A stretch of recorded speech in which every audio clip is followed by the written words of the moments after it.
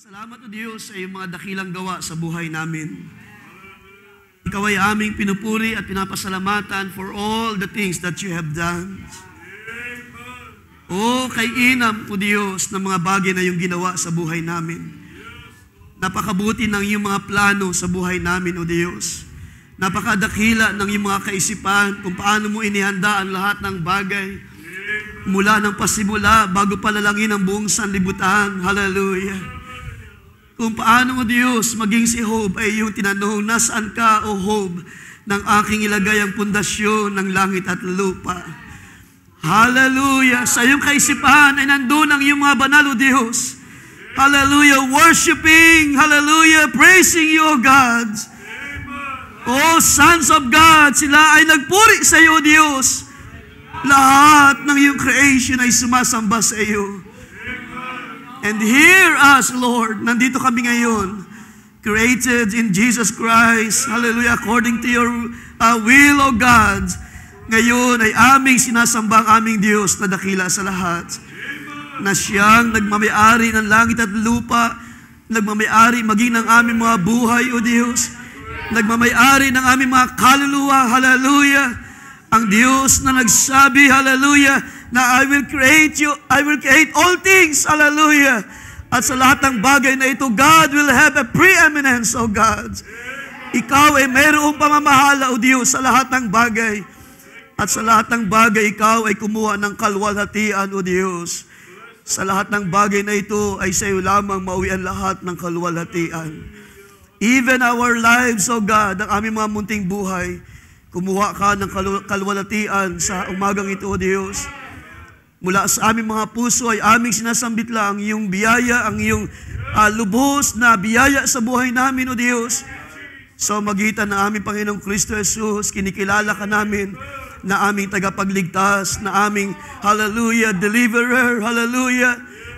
Diyos na manggagamot sa buhay namin, hallelujah. Sa iyong dakilang pangalan, ikaw ay aming pinupuri at sinasamba, O Diyos. May your name, O God, be magnified in the midst of your people. Salamat sa umagang ito, Panginoon. Purihin ka. Salamat sa muli pagkakataon that we can serve you, O God. Na kami ay makarinig muli ng iyong biyaya, ng iyong mga salita. Patibayin pa kami sa panampalataya, O Diyos. At maging tiyak kami sa aming pundasyon sa uling mga araw na ito. Purihin ka sa kalagitnaan ng iyong mga banal. Itinataas ka namin, O Diyos. Pagpalain ng iyong mga salita na aming tatanggapin, Panginoon. Maghari ka sa buhay namin, O Diyos. Magkaroon ka ng kapangyarihan, O Diyos, at kadakilaan. At iyong sawayin anumang gawa ng kaaway sa aming kalagitnaan, O Diyos. Bayaang ikaw ang siyang mabigyan ng kapurihan sa umagang ito, O Diyos. Bless your word and bless your people. Pagpalain pa kami, Panginoon, ng iyong mga dakilang salita, O Diyos. At patuloy ka mangusap ng may kapahayagan sa buhay namin upang kami, Panginoon, ay hindi masumpungan na walang anumang kaalaman mula sa iyo, Diyos. At hindi kami, Panginoon, katulad ng sabi ng lingkod Apostol Pablo, na hindi kami, Panginoon, hallelujah, sumusuntok lamang sa hangin, O God. Ibig sabihin, meron kaming tiyak na pananampalataya sa uling mga araw na ito. Meron tiyak na pag-asa sa iyong salita, O Diyos. At ikaw nagsabi, Panginoon, na sino mang sumampalataya sa iyong pangalan ay mayroong buhay na walang hanggan. And hear us, O God, ang iyong iglesia na patuloy na lumalakad according to your word, ayon sa iyong kalooban, ayon sa katwiran ng aming Panginoong Kristo Jesus. Hallelujah. Dahil ikaw, Diyos, ang siyang nagpadala ng iyong lingkod sa uling mga araw. At sa magitan niya ay aming tinanggap ang iyong katuwiran, Panginoon. Purihin ka amang banal sa iyo, bayaang mabalik lahat ng kaluwalhatian at kapurihan. Pagpalain pang nasa na aming mga puso, O Diyos. Ano man ang mga dalangin ay aking tinataas sa iyo, amang banal. Walang bagay na maililihim sa iyo sa umagang ito. Purihin ka, salamat sa iyong mga gawa. Salamat sa iyong mga provision sa bawat tahanan. Salamat sa mga pag-supply na aming mga pangailangan sa araw-araw, O Diyos. Panginoon, mula ngayon at sa mga panahon na darating, ikaw lamang siyang karapat-dapat sa mapapuri at pagsamba ng iyong mga banal. Bayaang sa iyo may sauli ang lahat ng kaluwalhatian at kapurihan sa tanging pangalan namin, Panginoong Kristo Jesus. And everybody say, Amen and say Amen. Ating palapakan ng Panginoon. Can we say, praise the Lord? Praise be the name of the Lord our God. Sa pangalan ng Panginoong Kristo Jesus. Let's remain standing for a while and let's read our text this morning.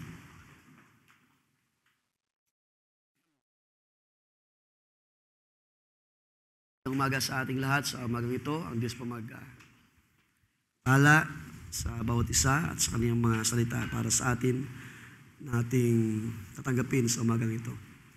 Sa aklat ng Isaiah chapter 42 ating puntahan. Ang isang talata lang muna and then mamaya ating mabasahin ang iba. Isaiah chapter 42. Okay, verse 5 lang muna. Thus says God the Lord, who created the heavens and stretched them out, who spread forth the earth and that which comes from it, who gives breath to the people on it and spirit to those who walk on it. So, mamaya ating basahin ang kabuuan ng may ilang mga talata roon. So, let's read Acts chapter 17 sa pagdaragdag ng ilang mga salita ng Diyos. Verse 29, therefore, since we are the offspring of God, we ought not to think that the divine nature is like gold or silver or stone, something shaped by art and man's devising. Can you say amen sa word of God, mga kapatid? Sa Diyos mawiyan lahat ng kalwaltian. You may be seated sa mga sandaling ito and magandang umaga muli sa bawat isa. At yung ating binasa ay gusto kong basahin sa King James Version. Acts 17 verse 29, for as much then as we are the offspring of God, we ought not to think that the Godhead is like unto gold or silver or stone, or graven by art and man's devices. This morning, I want to talk about the sovereign God. Pero bago yun, muli pagbati sa bawat isa sa umagang ito. At medyo maaga tayo dahil nga mayroon tayong Mr. Meeting mamaya at loobin ng Panginoon ay atin ding ma-dismiss. Mag-adjust lang tayo ng konti para ang mga nag-aasikaso ay mga pag-prepare din ng tamang oras o mayroong sapat na oras. At totoo na hindi pa madali ang mag-host ng Mr. Meeting. So may mga sacrifices na kailangan gawin ang bawat isa. So I just hope and pray na tayong lahat ay mayroong kagalakan na mag-participate or sumuporta sa pag-host muli ng Minister's Meeting this afternoon. At kung ano yung patuloy na inyong kagalakan, ating ipadama sa mga lingkod ng Diyos at sa mga kalalakihan na paparito mamayang hapon. Okay, so I think na nakalipas na mga araw pa naman ito ay napaghahandaan na rin ng ating mga kapatid na naka-assign at sa ilang mga nag-a-assist at tumutulong. So, I believe we're ready rin this afternoon. Okay, sa ilang mga bagay lang bago ang ilang update mamaya o ilang announcement, siguro bigyan daan ko lang. Next Sunday ay start ng ating song practice para sa ating congregational song offering para sa dati na 2 days joint fellowship. So, ating pong pagandaan. Ang bagay na yan, so, isang kagalakan na minsan pa ang buong iglesia ay makapaghandog sa ating joint fellowship sa darating na December. Tayo po ba ay excited sa joint fellowship, mga kapatid? At umaasa ng biyaya ng Diyos na gagawa muli sa araw na yun. Sabi ko nga one time na namimiss natin ang mga camp meetings sa Jabez, sa ating annual camp meeting sa nakalipas na mahabang panahon, mga taon na lumipas. Totoo na pinagpala ng Diyos ang camp meetings na ating sinasagawa. So, kung meron sa inyong at least maramdaman nun lang, kahit na 2 days, pwede naman kayo magstay doon. Pwede naman kayo mag-camp. Kung ilan ang merong naramdaman na nadama. Mag-check-in. Okay, so ilang mga updates sa announcement ay mamaya na lamang siguro bigyan daan. And also, I want to sabihin na rin ang bagay na ito. Sa last Sunday po ng December ay meron tayong year-end Thanksgiving. So atin din paghandaan yan. And Lord willing, next Sunday, first Sunday of the month ay mapag-usapan ng mga brothers. Meron tayong short meeting or men's meeting this coming Sunday para pag-usapan ang ilang preparation. So, meron tayong communion and feet washing sa araw na yon. So, after ng 2 days joint fellowship. So, that's December 31. December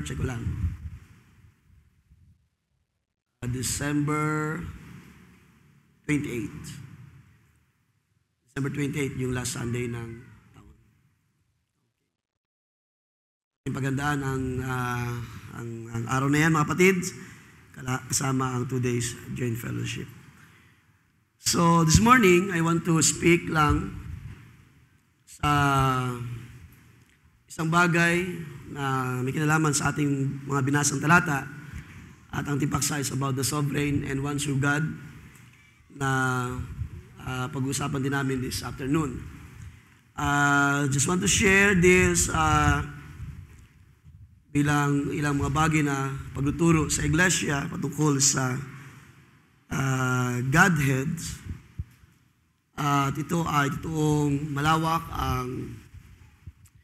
ang doktrina ng pagka-Diyos, ng Diyos na lumikha sa lahat ng bagay. At sabi nga ng inaawit natin, kahit gawin tinta ang buong karagatan ay hindi kayang isulat ang hiwaga ng Diyos, ang pag-ibig ng Diyos, ang lahat ng bagay na mayroon sa ating Diyos. Kaya bigyan ko lang ng ilang mga bahagi. Hindi naman natin mapuntahan ng maraming mga bagay, but I just want to look lang sa isang attribute ng Diyos as a sovereign. The word sovereign means possessing supreme or ultimate power. Nagtataglay ng pinakamataas na kapangyarihan. So that's sovereign. Ang Diyos ay nagtataglay ng pinakamataas na kapangyarihan. Do you believe, mga kapatid? Sa ilang mga talata na ating puntahan, siguro bilang pag-aaral sa bagay na ito,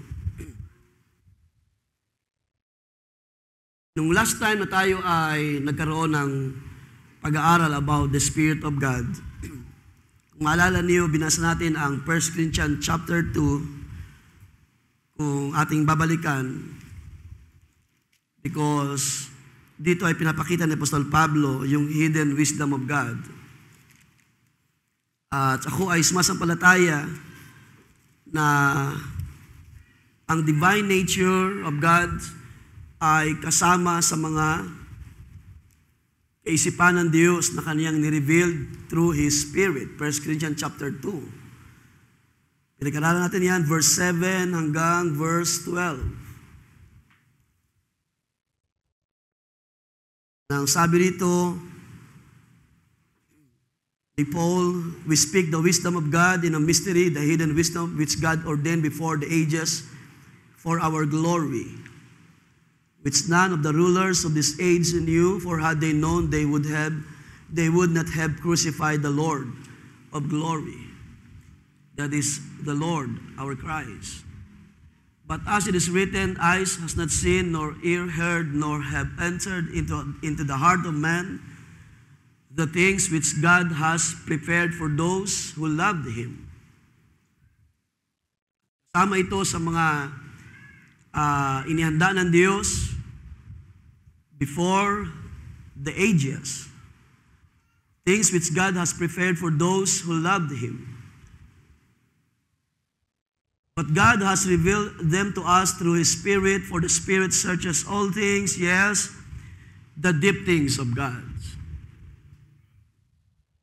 So sabi sa verse 12, now we have received not the spirit of the world, but the Spirit who is from God, that we might know the things that have been freely given to us by God.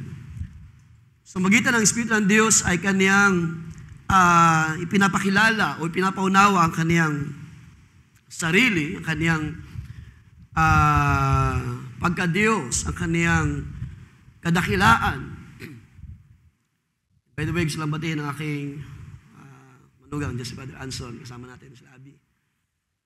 Ilang araw na sila, last Thursday, sila ay nag-passion lamang, o nag-stay na ilang araw, at hanggang mamayang hapon, diretso sa meeting. So bukas ang kailang uwi sa Dipolo. Salamat sa fellowship at salamat sa biyaya ng Panginoon sa kailang tahanan. Okay, so pinapakilala ni Pablo by the Spirit of God nang sabi niya na ito ay inireveal sa atin by His Spirit. At hindi po madaling maunawaan ang mga bagay ng Diyos, lalo na kung pag-uusapan ang tinatawag na divine nature of God o ang pagka-Diyos ng Diyos na tumawag sa atin. Without the Spirit ay hindi natin maunawaan kailanman ang Diyos na lumikha ng lahat ng bagay. Kaya ang sabi ni Pablo, God has revealed them to us, all of the things that is in God Himself, all the things that pertain to God, sa lahat ng bagay na kaniyang plano, kaniyang mga gawa, kaniyang mga katangian, attributes na kaniyang ipapakilala, lahat ito ay naintindihan natin by the grace of God sa magitan ng kaniyang Espiritu. Kaya napahalaga na meron tayong tinanggap na Espiritu na mula sa Diyos. At kung ang Espiritu ng Diyos ay nasa atin, ang Diyos ay magiging malayang magpakilala sa atin. Sinabi ko na ang kahulugan ng salitang sovereign is, sabi diyan, possessing supreme or possessing ultimate power. Nasa magitan ng kapangyarihan ng Diyos ay kaniyang ipinakilala ang kaniyang sarili sa maraming mga bagay. We can read, dagdag ko lang ang Hebrews chapter 1. Actually, mga familiar verse din naman ang ating babasahin, pero ilang mga bagay lang gusto kong tingnan upang i-refresh sa atin ang bagay na ito. Sabi diyan, verse 1, God who at various times and in various ways spoke in time past to the fathers by the prophets. Ibig sabihin, God is revealing through the prophets in those times. Has in this last day spoken to us by His Son, whom He has appointed heir of all things, through whom also He made the world. Sa bagay pa lang ito, ay makikita natin ang ginawa ng Diyos, ang ginawa ng Diyos as a sovereign God, Diyos na mayroong supreme power, ay nagawa niya na siya ay magpakilala, mag-reveal ng kanyang sarili sa mga panahon na kalipas. In some, many ways, in various ways, sabi diyan, but in the last days, ating panahon, He speak through His Son, whom He has appointed heir of all things, and through whom, sabi diyan, through whom also He made the world. May kita natin sa verse 1 and verse 2 pa lamang, gaano ang Diyos nagtataglay ng tinatawag na sovereign, pagiging Diyos na makapangyarihan na kaya niyang gawin lahat ng bagay. Ibig sabihin, kung ipapakilala ng Diyos sa kanyang sarili, hindi siya maubusan ng paraan. Pero sa mga bagay na ginawa ng Diyos to reveal Himself ay sa magitan ng Panginoong Kristo Jesus. Na sa magitan niya ay pinakilala niya kung sino ang Diyos na lumikha ng langit at lupa, kung sino ang Diyos na nangusap for the last 1,000 years, kung sino ang Diyos na nag-appear at nagpakilala kay Abraham, nagpakilala kay Moses, nakita ng mga propeta sa mga nakalipas sa panahon, at pagdating sa time appointed na binasa natin sa Isaiah chapter 42, ang Diyos ay nagpakilala. If you can read from verse 1, punta natin ng chapter 42 na Isaiah sa ating text. So yung verse 5 lang ating binasa, pero kung ating mabasahin mula doon, sabi niya, "Behold my servant whom I uphold, my elect one in whom my soul delights. I have put my spirit upon him. He will bring forth justice to the Gentiles." So dito sa verse 1 ay nagpapasimulang magpakilala ang Diyos by prophecy at kanya pinapakilala sa lahat na meron siyang lingkod na kanyang inaalalayan. Meron siyang elect one in whom, sabi diyan, my soul delights. At ang kanyang plano is, sabi diyan, I have put my spirit upon him, and he will bring forth justice to the Gentiles.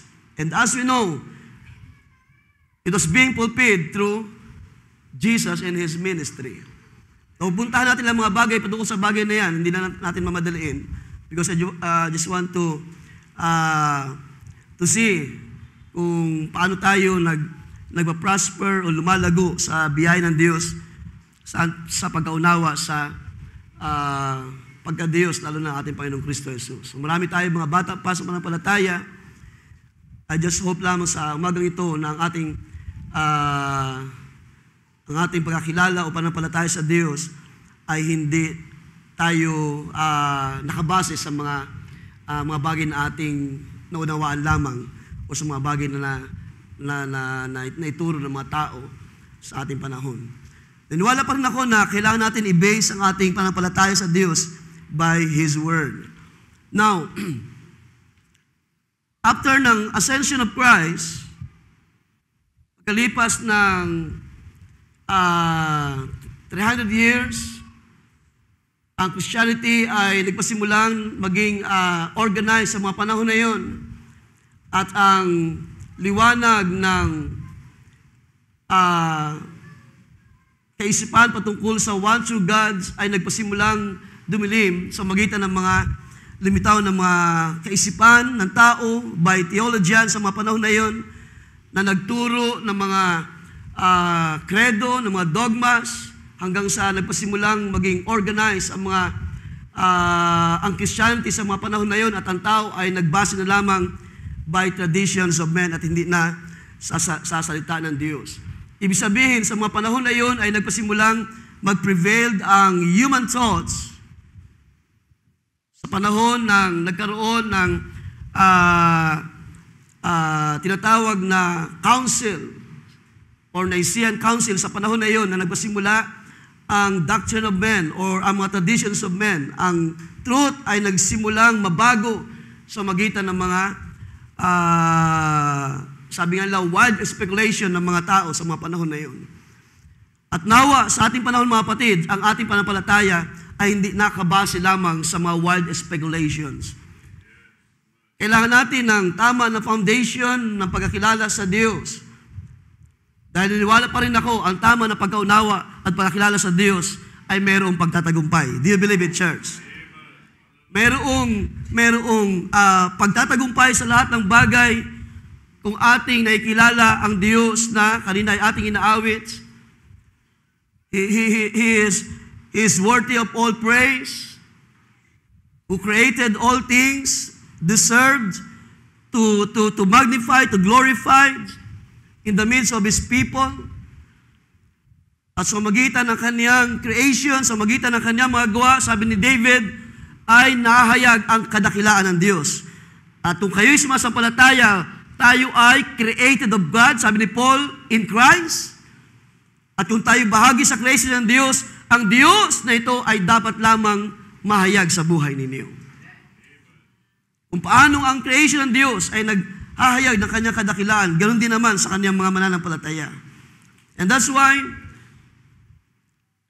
kahit man ang lingkod ng Diyos na limitaw sa ating panahon para dalhin ang truth in our generation, ay nagwika siya, sabi niya, ang Godhead, the Godhead is the mystery of God in Christ. Ang pagka-Diyos ay hiwaga ng Diyos kay Kristo. Ibig sabihin, ito ay tinago ng Diyos for how many years, nakalipas na mahabang panahon. Yung binasa natin doon kanina sa 1 Corinthians chapter 2, hindi nakita ng mata, hindi nakarinig ng tainga, hindi nakapasok sa puso ng tao, pero by the grace of God, naunawaan natin by His Spirit. Nakita natin by revelation, by His Spirit. Sino ba itong Diyos na lumikha ng lahat ng bagay? Sabi sa ating nasa kanina, we are the offspring of God. Kayo ba'y sumasampalataya na kayo ay lahi ng Diyos? At kung tayo ay lahi ng Diyos, ibig sabihin, God has a preeminence. Ang Diyos ay sovereign sa inyo. Ang Diyos ay sovereign sa lahat ng bagay. At ang ating panampalataya ay hindi nakasalig sa maraming speculation or wild speculation ng mga tao.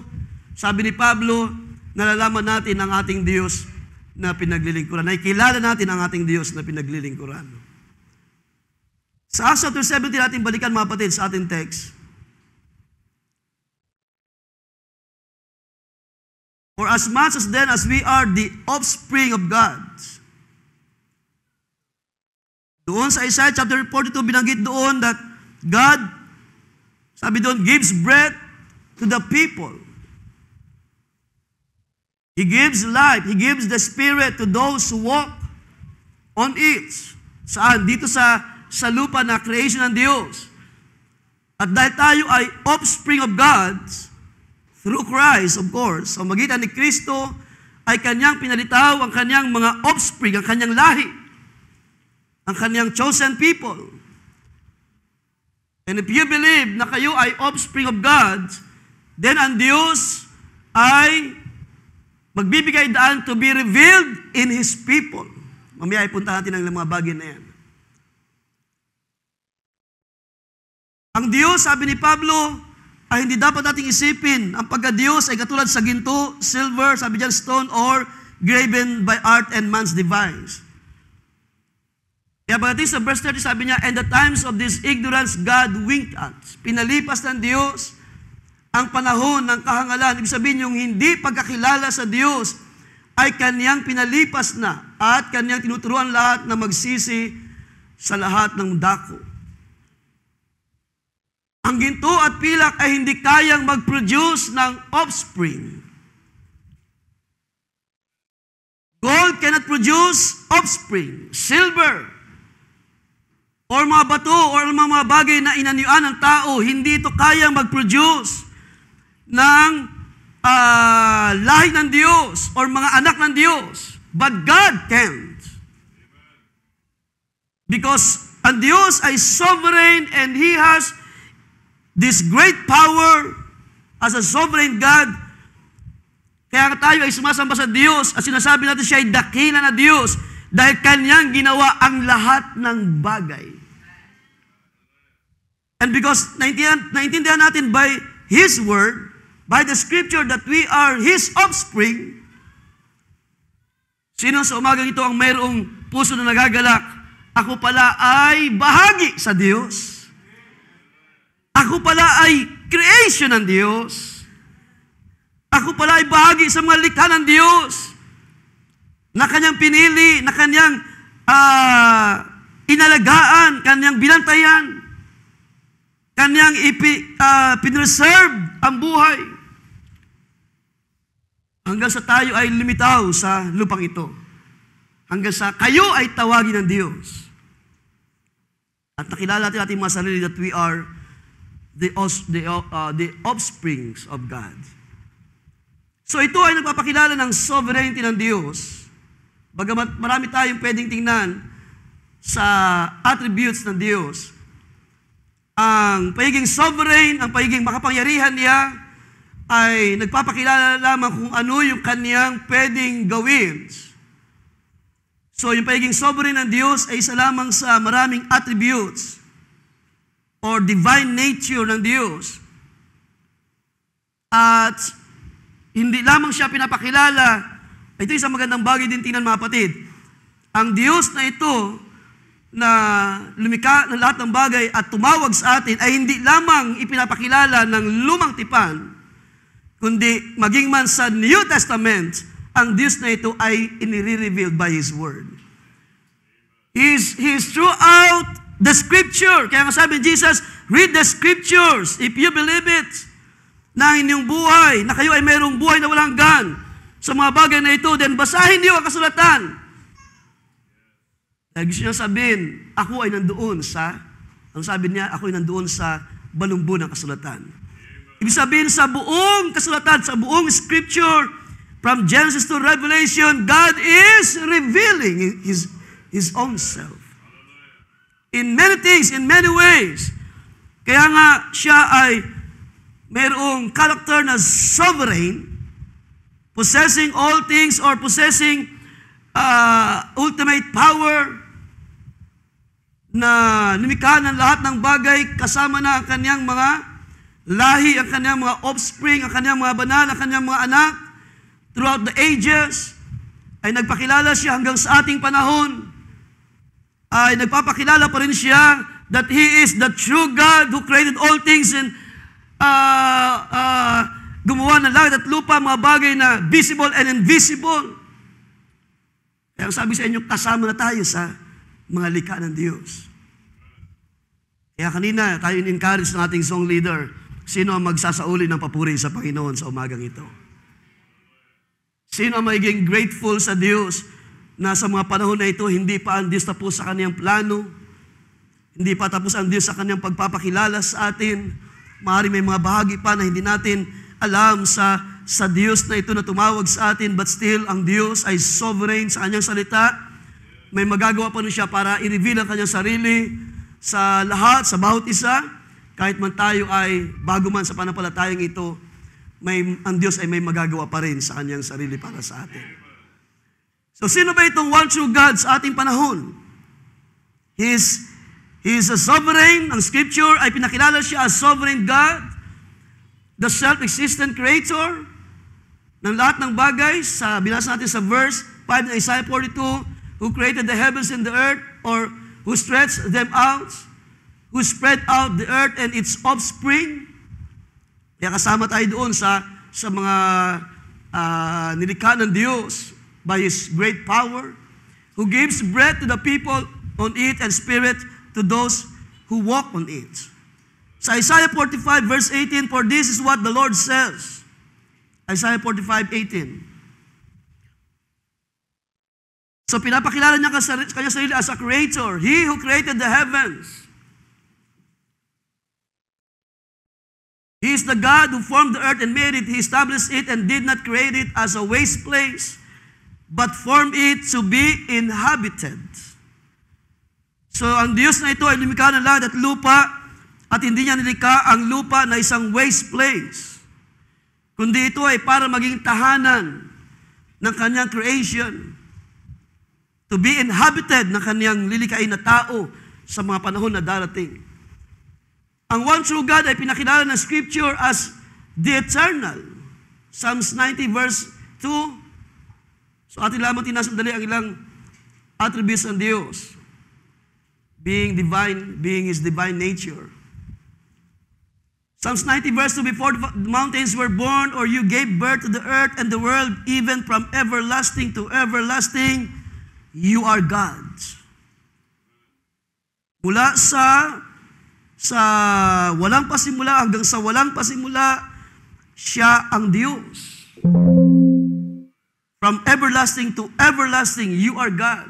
Sino siya? Pinapakilala diyan, siya yung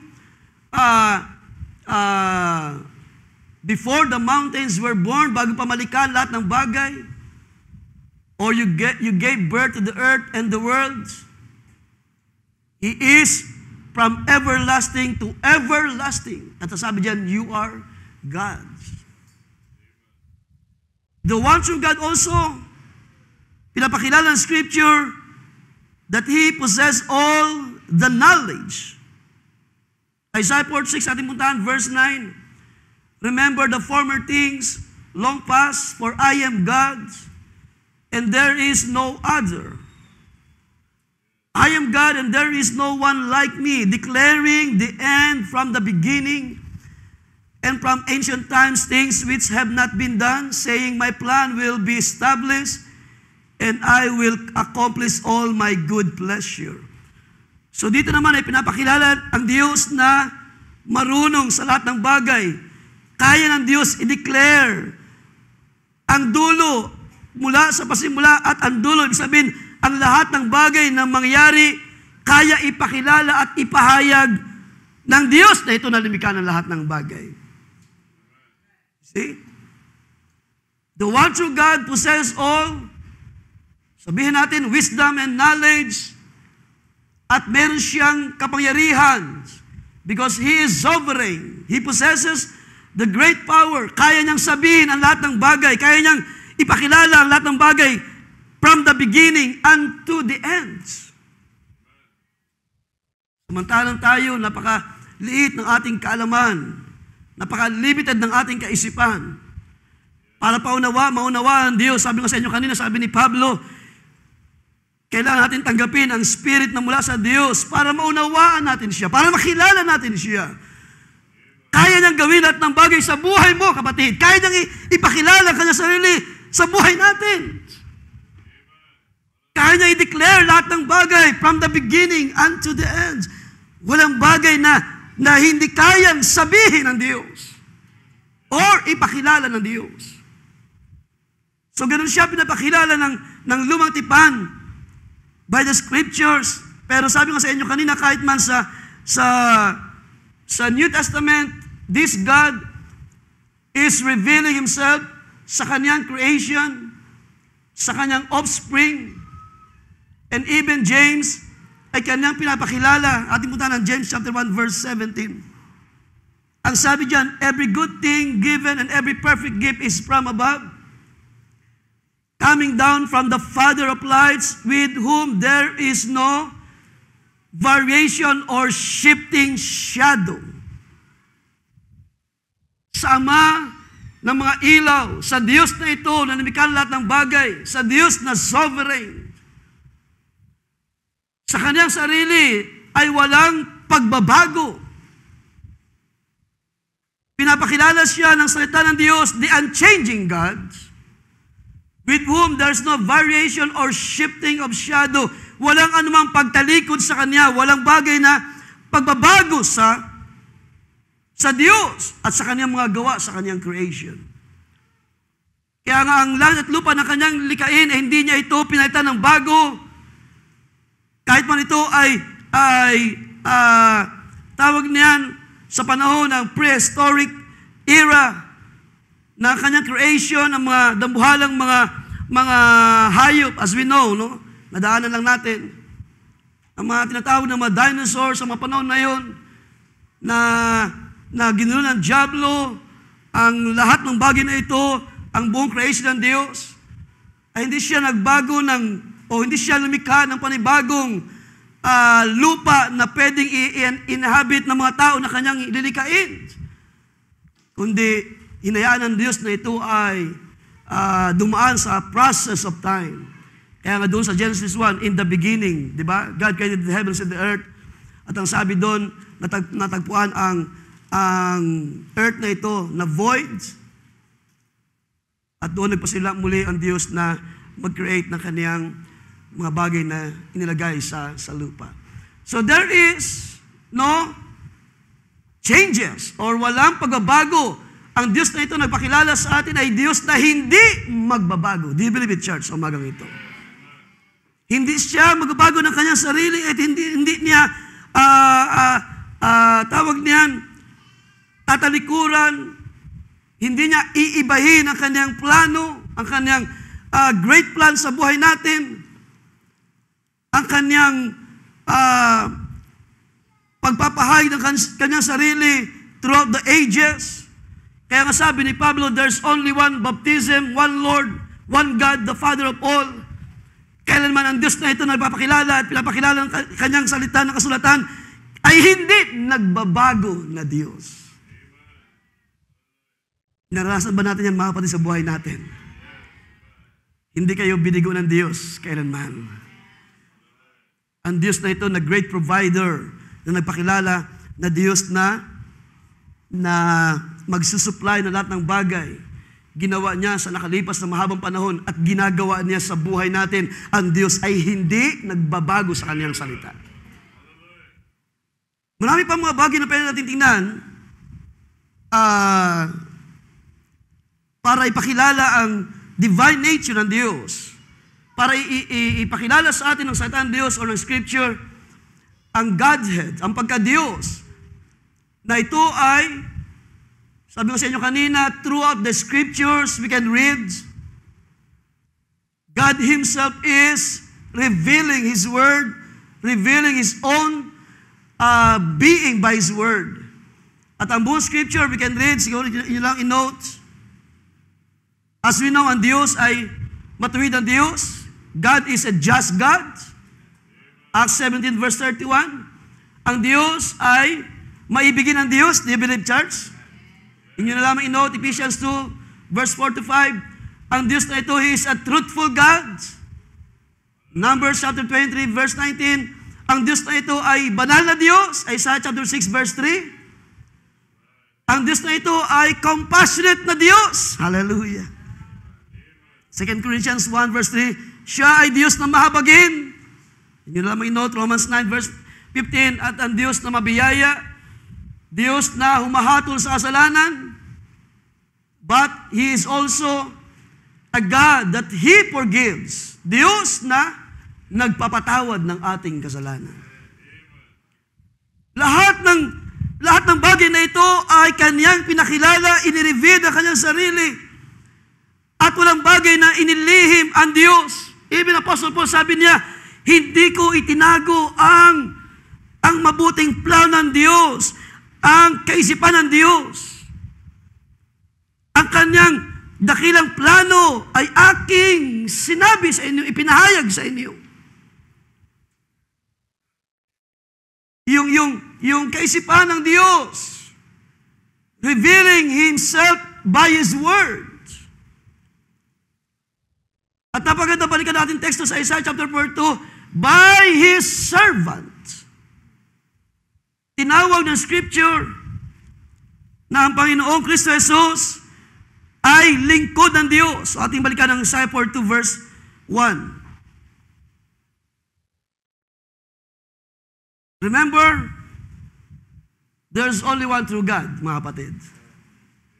Kahit pa balik natin ang Scripture, kahit pa lumitaw ang mga doctrine of men sa ating panahon, nang sabi nila, meron lamang daw isang Diyos, sabat merong tatlong persona. One God in three person, nila, sabi nila. Pero sa atin malinaw ang Scripture that there's only one true God. He is sovereign. He is powerful. He is a loving God. Diyos na matuwid, Diyos na humahatol sa lahat ng bagay. Diyos na nagpapakilala by His creation. At Diyos din na nagpakilala ng kanyang sarili sa kanyang servant. So ating itong puntahan sa chapter 4 to verse 1. Sabi niyan, behold my servant whom I uphold, my elect one, my chosen one in whom my soul delights. Remember, it is a prophecy na dati ang panahon, lilitaw ang tinatawag na Messiah, the Christ. At ang Messiah na ito, ang Kristo na dating ay tinawag ng Scripture na siya ay lingkod ng Diyos. He is God's servant. Siya ay nagbibigay ng kanyang pangako concerning His servant, na sa tamang panahon ito ay lilitaw at ang katwiran ng Diyos ay kanyang i-rebuild through His servant. Sabi diyan, I have put my spirit upon him. He will bring forth justice to the Gentiles. Verse 4, talong tayo, He will not fail nor be discouraged. Sa mga panahon na ito, God is revealing His plan. As we know, God is Spirit, right? Pero para mahayag ang kadakilaan ng Diyos at para ma-reveal ang kanyang attributes, kailangan niyang ipakilala ang kanyang sarili as a servant. And that's why there is a prophecy. Nagpapakilala ang kanyang kadakilaan will be revealed through His servant. At ang sabi diyan, He will bring forth justice to the Gentiles. He will not fail nor be discouraged, verse 4, till He has established justice in the earth, and the coastlands shall wait for His law. Thus says God the Lord, binasa natin kanina, who created the heavens and stretched them out. So meron lang isang creator, meron lamang isang Diyos na lumikha lahat ng mga bagay, who spread forth the earth and that which comes from it, who gives breath to the people on it, and spirit to those who walk on it. Meron lamang isang Diyos na nagbibigay ng buhay sa kanyang creation. There's only one true God na nagbigay ng buhay sa buhay ninyo. Hallelujah. Sa lahat ng creation ng Diyos. At mapalad ka kapatid kung ikaw ay bahagi sa great plan of salvation na sabi ni Pablo, by the grace of God na reveal sa kanya, we are the offspring of God. At kung tayo ay, kung sumasampalataya na tayo ay offspring of God, then ang Diyos ay naglagay ng kanyang buhay sa atin. Salamat, hindi lamang spirit of life, kundi nang tayo ay magising sa kanyang salita, ang sino mang sumampalataya sa kanya ay merong buhay. Hindi lang ito basta spirit of life na binigay ng Diyos, na ito'y na-enjoy ng mga tao ng lahat ng bagay. Pero napakainam, meron pa palang dakilang bagay because He is a sovereign God. Meron pa pala siyang dakilang plano sa buhay natin, mga kapatid. Verse 6 tuloy natin, I, the Lord, have called you in righteousness. So dito ay pinapakilala ng prophecy, ng scripture, na ang servant na ito na darating, which is the Messiah, the Christ, ay tinawag ng Scripture, God's servant. Siya ay, sabi diyan, I have called you in righteousness. I am the Lord. Verse 6, I have called you in righteousness. I will also hold you by the hands and watch over you, and I will appoint you as a covenant to the people, as a light to the nations. So it's a prophecy by the Scripture, nagpapakilala sa Diyos by His servants.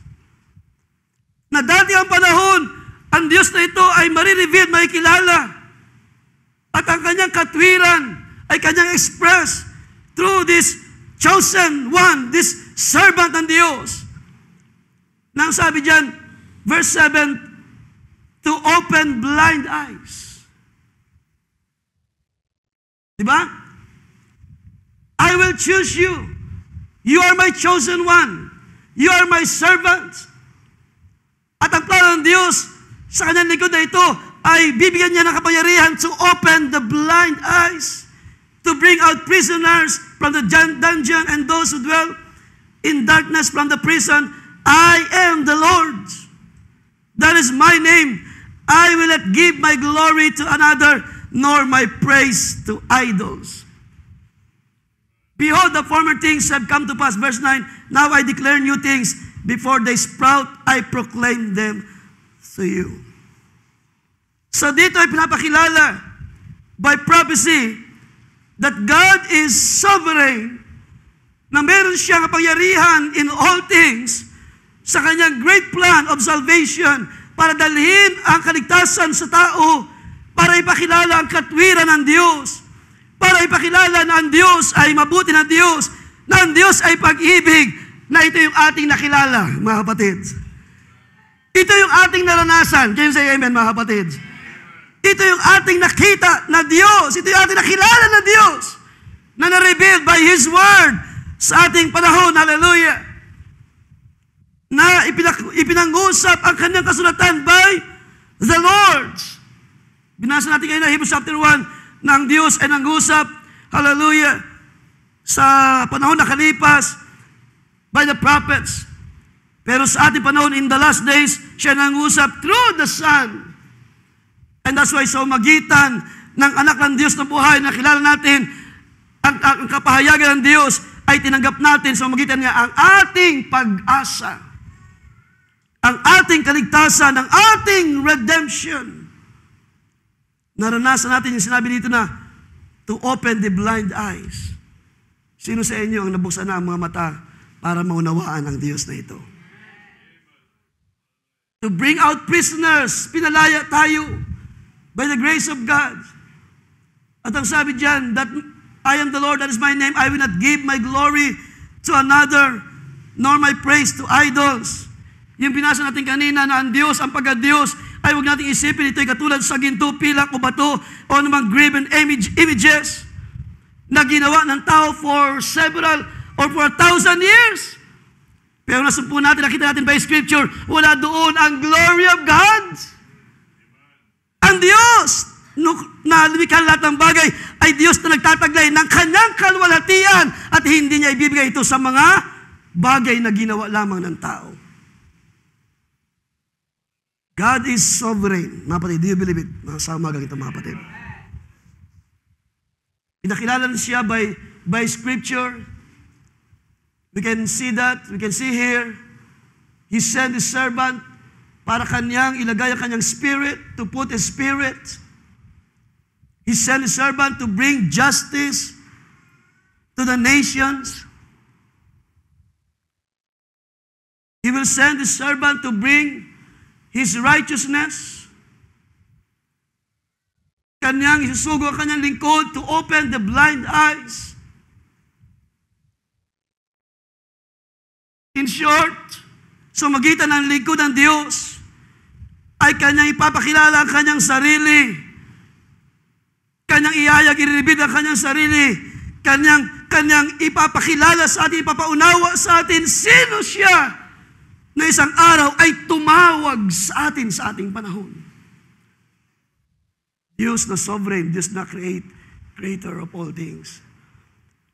And that's why pagdating ni Paul, nang ito ay makita ni Pablo, ang prophecy na Isaiah sa chapter 42, nakita ni Pablo, it is God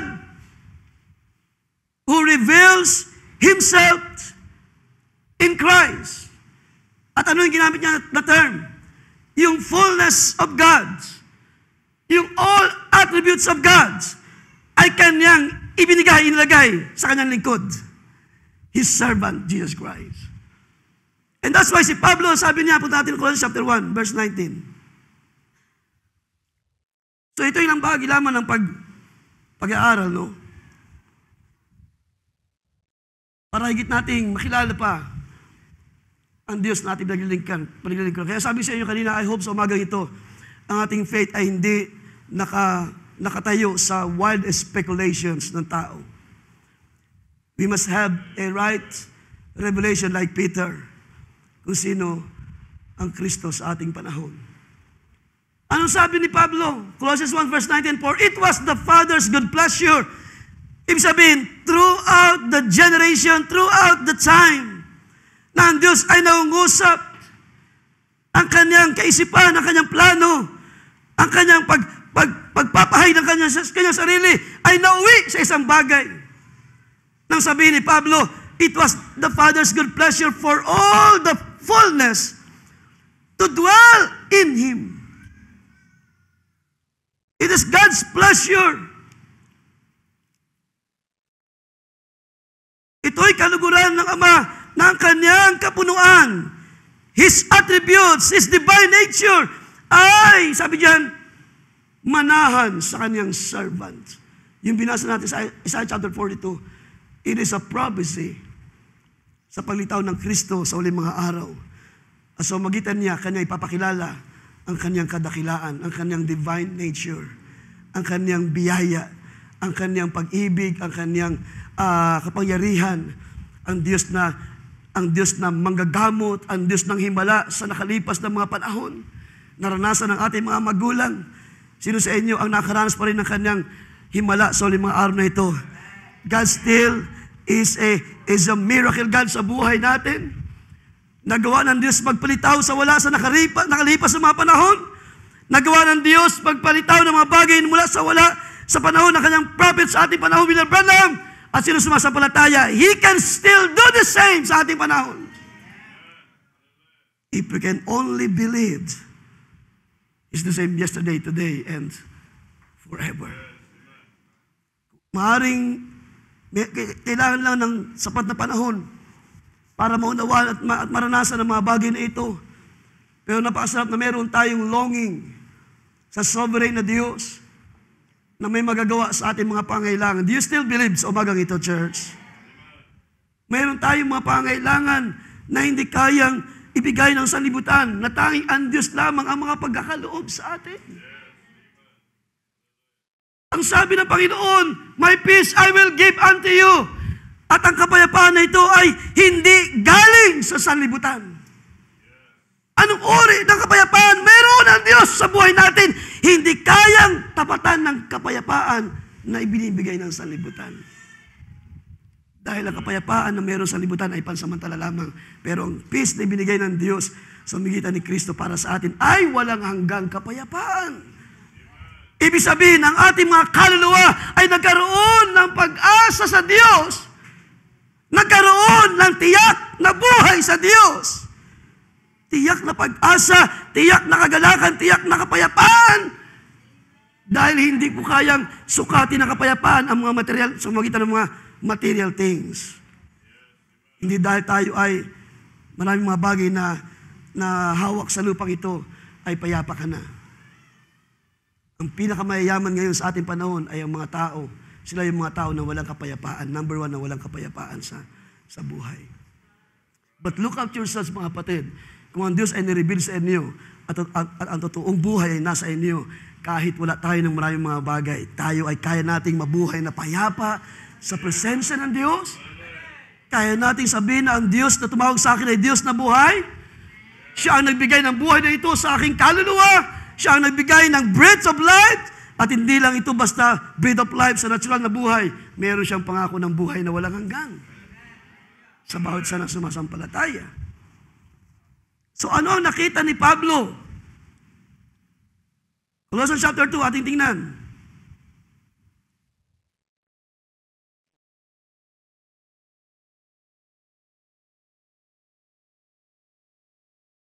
Bagamat marami tayong scripture na pwedeng basahin, mga kapatid, so hindi natin kaya makontain lahat yan.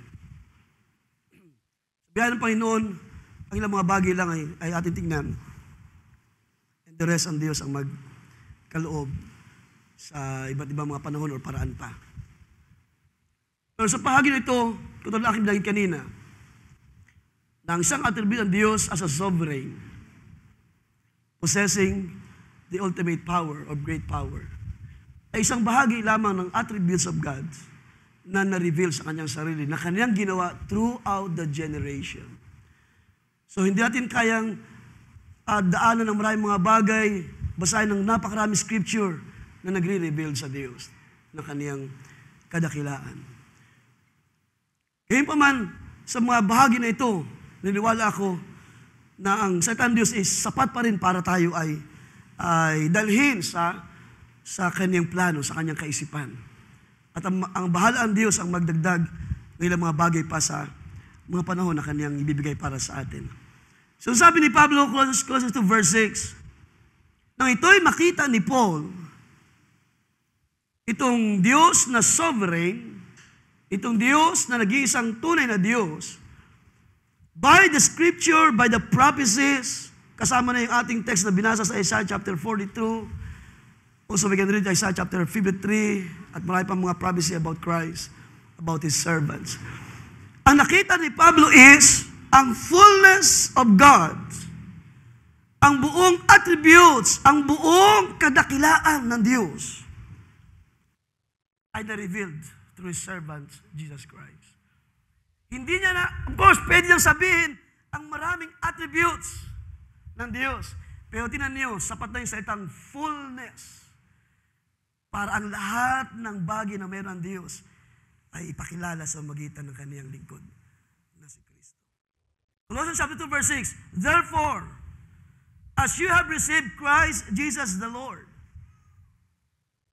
and if you believe it, yung prophecy sa chapter 42, siya yung pinatutungkulan na you are my chosen one, that I will call you, sabi doon,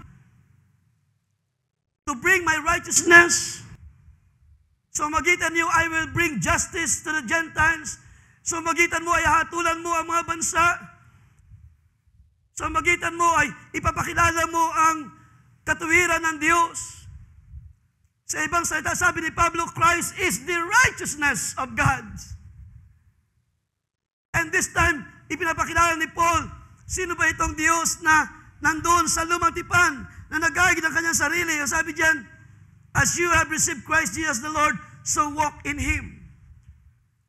Having been firmly rooted and now being built up in Him, and established in your faith, just as you were instructed, and overflowing with gratitude. Being the offspring of God, bilang tayo ay bahagi sa lahi ng Diyos. Ang ipinapakilala ni Pablo, ang payo ni Pablo, ang buhay niyo ay mag-rooted and grounded, being built up in Him, in Christ alone, in God's servant alone. Ibig sabihin, walang ibang matibay na saligan, walang pag-uugatan ng buhay natin, kundi sa pamamagitan niya na sinugo ng Diyos para sa atin. So magitan ng kanyang servants na tinawag niya na ikaw ay magpapahayag ng aking katuwiran sa maraming mga bansa. Ang sabi diyan, see to it that there is no one, verse 8, who takes you captive through philosophy and empty deception in accordance with human tradition. So yan aking binanggit kanina, yung maraming wild speculation ng mga tao ay nawawag tayong madaya sa ating panahon. Ang iba'y nangangaral na mayroong 3 Diyos, 2 Diyos, isang Diyos in 3 person, revealed in 3 person. Pero si Pablo ay napaganda ng kanya nakita, there is only one true God, na ang kanyang fullness, na ang kanyang kadakilaan was revealed sa magitan ng kanyang servant. Hallelujah. Ipinapakilala niya ang kanyang sarili by the Lord, by Jesus Christ. Ang sabi diyan, tuloy natin, in accordance with the elementary principles of the world, so wag na tayo maging founded sa ganung bagay rather than in accordance with Christ. For in Him, yan ang pinapakilala ni Pablo. In Christ, tinawag na God's servant, in Him, sabi diyan, all the fullness of deity. Sa ibang salin, all the fullness of the Godhead dwells in bodily form. And in Him, you have been made complete, and He is the head over every ruler and authority. Ang nakita ni Pablo ay ang Diyos na ito na lumikha ng lahat ng bagay, na gumawa ng lahat ng mga bagay, both visible and invisible, ay nanahan. All the fullness of the Godhead ay nakita niya, that is in Christ. Revealing His own self, His divine nature. Ipinapahayag niya, ipinapakilala niya ang kanyang sarili through His servant, Jesus Christ, na ang kanyang fullness of the Godhead ay nanahan in bodily form. Ano sabi sa verse 10? In Him, you have been complete. And He is the head over every ruler and authority. Kanino nakatayo ang ating foundation? Church, kanino nakatayo ang inyong foundation?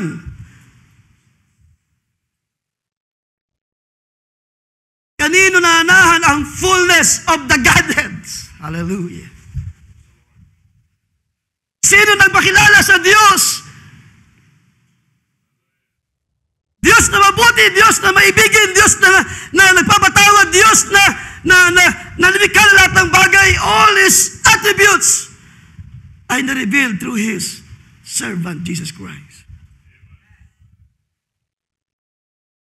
Kaya kung kanino nakatayo ang ating foundation, it is in Jesus, nang sabi ni Pablo, na ang inyong pananampalataya is firmly rooted and being built up in Him or in Christ, established in your faith. Ibig sabihin, ang pananampalatayang ito ay hindi nasalig sa gawa ng tao, hindi nasalig sa ginto, sa silver and gold, sa mga bagay sa lupa na graven images, hindi nasalig sa intellectual of men or speculations of men, kundi founded in Christ Jesus. Hallelujah. Na sa magitan niya, inireveal ng Diyos ang kanyang kadakilaan, ang kanyang kapangyarihan. Kaya nga sabi ni Pablo, pasinin niyo, sabi niya, He is the head over every ruler and authority. Siya ay sovereign. Sa ibang salita, He is sovereign in every ruler and authority. Sino ang Diyos na nahayag sa mamagitan ni Kristo? Sovereign in all, kaya magagawa niya ang lahat sa atin. At ang sabi diyan, tayo ay kinumpleto. You have been made complete in Him. Kung tayo ay sumasampalataya that we are being completed in God, ito'y ginawa ng Diyos sa mamagitan ni Kristo. Kung tayo sumasampalataya na ang Diyos ay makapangyarihan, ito'y nakita natin sa mamagitan ni Kristo. Nahayagan ang lahat ng pangyarihan ng Diyos. Kung tayo sumasampalataya that He is a Redeemer, and God expressed His own self as a Redeemer sa magitan ni Kristo. Ang Diyos na mahabagin, ang Diyos na tawag yung umalalay sa ating mga unang mga magulang. Kay Adan at kay Eva, ang Diyos na nahabag sa panahon ni Abraham, ni Lot. Ang Diyos ng ating mga magulang, ang Diyos ng mga apostles. The same God in our days. The same nature of God manifesting in our days. Kaya nga sabi ni Paul, ating balikan ng chapter 1 ng Colossians. Ilang mga bagay pa ng kanyang pinakita sa atin.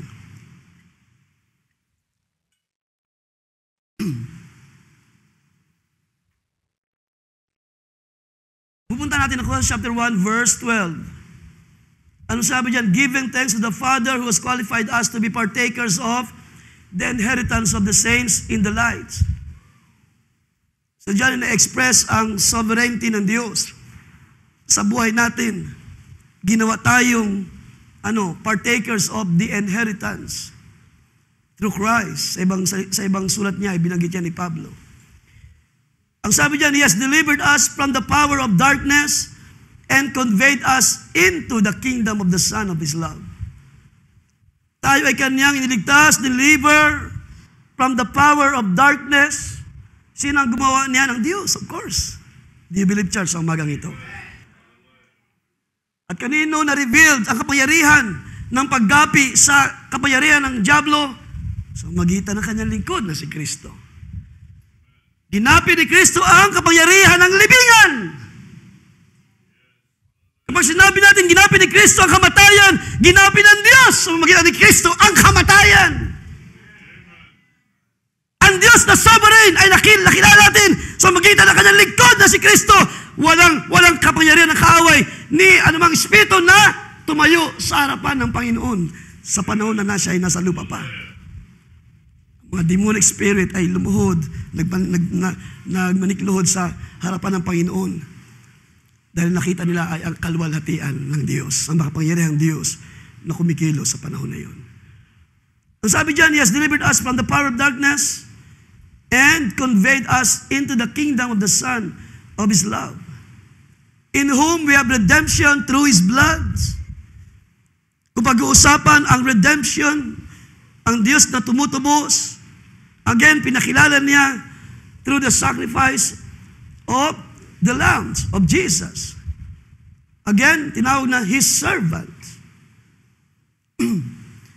Sabi dyan, in whom we have redemption through His blood, the forgiveness of sins.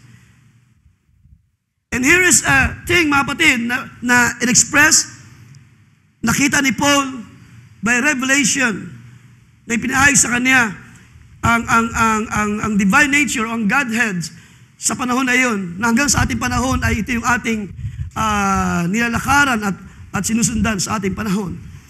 Ang sabi ni Paul, He is the image of the invisible God.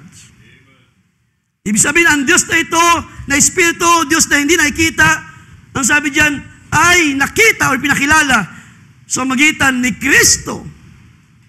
Na sa magitan niya, siya ang image o larawan ng Diyos na hindi nakikita, the firstborn over all creation. At tinugtugan ni Pablo, sino siya? So magitan niya, for by Him all things were created, that are in heaven and that are on earth. There is no creator than God. Hallelujah. There is no, hallelujah, source of all things than God. At ang Diyos na ito ay nahayag sa magitan ng Panginoong Kristo Jesus. Na sa magitan niya, by the Word, in the beginning, sabi ng Scripture, in the beginning was the Word. John 1:1, 2, 3. Lagi natin nababasa yan. Na sa magitan niya, ang lahat ng bagay ay nag-exist, lumitaw. Ito rin pinapakita sa verse 16. For by Him all things were created that are in heaven and that are on earth, visible and invisible. Whether thrones or dominions or principalities or powers, all things were created through Him and for Him alone. Verse 17, and He is above all things. He is sovereign in all His creation. He is above all things, and in Him all things consist. Mga kapatid, kung atin may kilala ang Diyos as a creator, there's only one creator except God, the God of Israel. There's only one creator, ang Diyos na nakilala ni Moises, ni Abraham, ni Isaac, ni Jacob. Ang Diyos na nakilala ni David, ang Diyos na nakilala ni Samson, ang Diyos na nagpakilala sa nakalipas na mahabang panahon. The creator of all things, kaya sabi sa iyo kanina, sovereign enough, powerful enough na maging tayo ay kabahagi pala sa creation ng Diyos. At ang buhay na ito na pinagkaloob ng Diyos ay hindi mauuwi sa wala dahil ang Diyos na ito na mabuti ay gumawa siya ng kanyang dakilang plano, hallelujah, at ang kanyang kadakilaan ay gusto niyang ipakilala sa iyo. At ang biyayang ito ay kumilos sa buhay natin sa magitan ni Kristo na kilala natin na ang Diyos na mabuti. Nahayag sa atin ang kanyang kadakilaan, ang kanyang biyaya, ang kanyang pag-ibig, ang kanyang pagpapatawad, ang kanyang plano sa buhay natin, ang kanyang tawag niyan, ang kanyang kaisipan in the beginning. Kaya nga meron tayong inaawit, di ba? And even before the world was formed. Di ba? Bahagi ka na sa plano ng Diyos, bahagi na ako, tayong bawat isa. Ibig sabihin, hindi mawawala ang kabuluhan ng kanyang creation, ng kanyang gawa sa nakalipas na mahabang panahon. Ngayon ay pinangyayari niya sa kanyang iglesia. Kaya sabi niya, tuloy natin, He is the head of the body. Verse 18. Verse 17, He is before all things, and in Him all things consist. So magitan niya, Siya yung una sa lahat ng bagay at sa magitan niya ay limitahon lahat ng bagay. Sa magitan ni Kristo, by the Word, by the Logos, sa panahon na yun. Saan yung salita? He created everything that we can see. At nang sabihin ni John, at ang salita na ito ay nagsaplot ng laman. The Word made flesh, and God revealed His Word in this man called His servant, which is the Lord Jesus Christ. At sino siya? He is the head of the body. Siya ang sovereign sa kanyang katawan, sa kanyang iglesia. Who is the beginning of the firstborn from the dead, that in all things, upang sa lahat ng bagay daw, He may have the preeminence. Sa lahat ng bagay, ang Diyos ay magkaroon ng kapangyarihan. Sa lahat ng bagay, magkaroon siya ng kadakilaan. Hallelujah. At kung tayo ay dadakila sa anak ng Diyos, ating dinadakila ang Diyos. Hallelujah. Kung tayo ay magupuri sa Panginoon, tayo ay nagupuri sa Diyos. Kung tayo ay sumasamba sa Panginoon, tayo ay sumasamba sa Diyos na nahayag sa mamagitan ng Panginoong Kristo Jesus. Siya, sabi diyan, tinawag na head of the body, which is the church. Sino siya? Yung sovereign God. Yung one true God na mayroong preeminence sa magitan ni Kristo. So there's no such thing as tatlong Diyos sa ating panahon. There's only one God who is sovereign. There's only one Lord who is sovereign. There's only one God who revealed His great power, His thought, His great plan. Kaya sabi sa inyo kanina, nawa ang ating panampalataya ay hindi nakatayo lamang sa sabi ng tao. Kailangan natin ng personal revelation tungkol dyan. Like Peter, ang sabi ng Panginoon sa kanya na hindi ito ipinahayag sa magitan ng laman at dugo. Kaya meron tayong katiyakan sa umaga dito, sino ang tiyak sa kanyang pananampalataya. Nalala ko one time sa mga sharing, sa mga binibigay ng mga pastors, lalo na Pastor Noni noon, nalala ko. Sila mga sharing, sabi niya, napakasimple lamang ng pagsamba sa Diyos. Sabi niya, kung ating sinasamba si Kristo, sinasamba natin ang Diyos. Wala na siya ibang pinaliwanag. That's very simple as is. Kung tayo ay nagbibigay lugod sa Panginoon, tayo ay nagbibigay lugod sa Diyos. Because ang sabi ni Pablo, He is the image of the invisible God. Ang Diyos na ito na nagpakilala sa ating panahon. Ang Diyos na nagbiyak ng Red Sea, ang Diyos na makapangyarihan sa lumang tipan. Ang fullness na ito ng Diyos ay na-revealed through Christ. At ito yung ating panampalataya. Nang sabi natin tuloy sa verse 18, He is the head of the body, the church, who is the beginning, the firstborn from the dead, and in all things He may have the preeminence. Verse 19, napaganda rin ang sabi dyan, for it pleased the Father that in Him all the fullness should dwell. And that's why si Kristo ang katuparan ng mga hula sa lumang tipan. Kasama yung ating binasa sa chapter 4 na Isaiah. Behold my servant, my elect one. So ito ay pumapatungkol kay Kristo. I have put my spirit upon Him. So that's the plan of God. Na siya'y mananahan, ng kanyang kadakilaan will dwell in His servant. He will bring forth, sabi diyan, justice to the Gentiles. At marami pa, sabi sa inyo kanina, marami pa mga prophecy patungkol sa Panginoong Kristo Jesus, ang kaganapan ng lahat ng bagay as a sovereign God na siyang may preeminence sa lahat ng bagay. Now, punta natin in John chapter 3. How about this one na ito'y makita ni John? John chapter 3.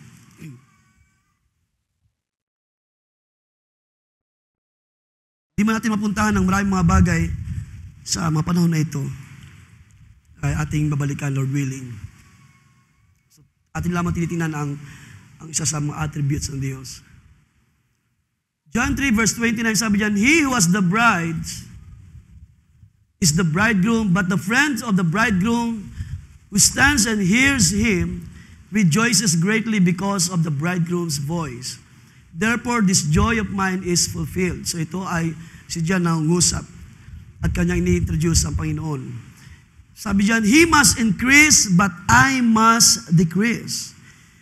He who comes from above is above all. He who comes from above is sovereign in all. Amen po ba mga kapatid? He who comes from above is above all. He who is of the earth is earthly and speaks of the earth. He who comes from heaven is above all. And what he has seen and heard that he testifies, and no one received his testimony. He who has received his testimony has certified that God is true.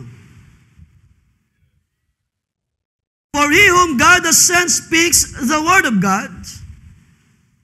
Siya na sinusugo ng Diyos ay nagsasalita ng salita ng Diyos, for God does not give the Spirit by measure. The Father loves the Son and has given all things into His hands. He who believes in the Son has everlasting life. Sino sumasampalataya sa umagang ito? And he who does not believe the Son shall not see life, but, binasa natin last time, but the wrath of God abides in him. So even John ay nakita niya, sino itong pumapanawag mula sa langit? He is above all. He is above all, the creator of all things, na mayroong taglay-taglay, may daladang testimony. At kung sinong sumampalataya sa kanyang testimony, sabi sa ating binasa, ito ay nagpapatunay at may selyo that God is true. Ang sino mang sumampalataya, yun ang pinapakita ni John. Ang sino man tumanggap sa Kanya, ang sino ang sumampalataya sa Kanya ay mayroong buhay na walang hanggan at ang bagay na ito ay pinatotohanan or sinaselyuhan na ang Diyos ay totoo na Diyos. Na ang Diyos ay mayroong salita na hindi nababago. Hallelujah. Na ang Diyos na tumawag ay hindi Diyos na katulad natin mag-isip na pabago-bago. Ang Diyos ay mayroong firm foundation. Merong tiyak na salita ang Diyos. Sabi niya, hindi babalik sa akin ang aking mga salita na hindi mangyayari sa kanyang pinadalhan. Kaya sa ating panahon, it's very important mga kapatid, sa ilang mga sandali, hindi natin mapupunta ng maraming mga bagay, no? But I want to silang this thing. By the way, yung ating pagsala Sunday ay hindi mo natin napuntahan yung the 7 vials. So God willing, this coming Sunday.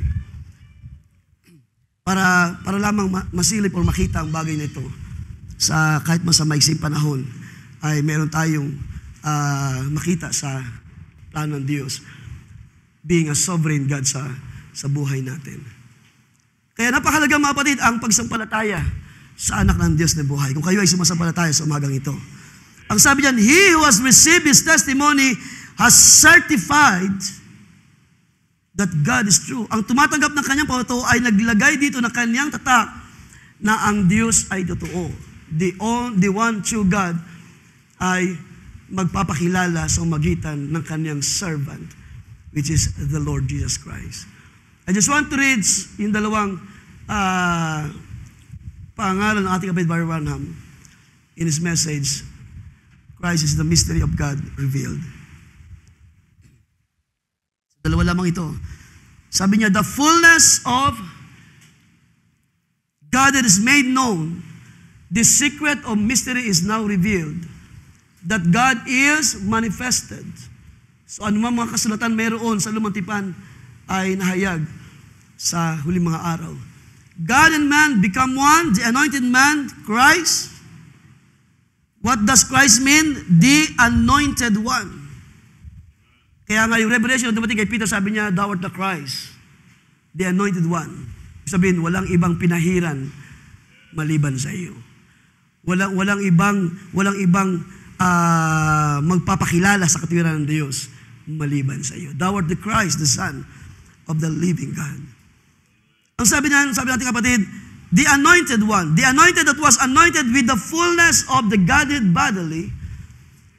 Sabi pa niya, oh my, how can people doubt it? Bakit ang mga tao ay nadududa pa rin sa bagay na ito? And that's why, sabi sa inyo kayo na, napalaga na ating panampalataya ay mayroong tama na foundation. Christ is the foundation, the cornerstone.